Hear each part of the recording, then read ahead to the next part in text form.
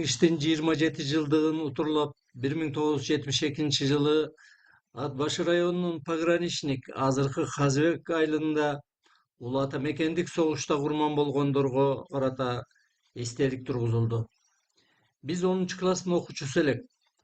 9 майга чейин жашылдандыруу иретинде четкертебектен бакалдын тамы аймагынан чымчаап келип тизип көрктөндүргөн болдук.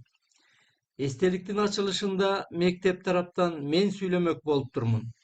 Директордун тарбия иштери боюнча орун басары Мамагай Мамбетжунус Рахманов негедир мени тандаптыр. Мамбеткерим агайың Исмаилов жазып берет. Даярдан деди. Сөз абдан жакты. Жаттап, кайра айтып даярдандым. Дикцияма, үнүмө, көркөмдүккө өзүм маашыркандым. Ачылышта сөз көбөйүп уларып, тилекке каршы мага сөз берилбей калды. Өкүндүм албетте. Эстеликтин алды жагындагы 5 жылдыздын чок ортосунан кызыл от жалындады. Кызык болду, кол чаптык.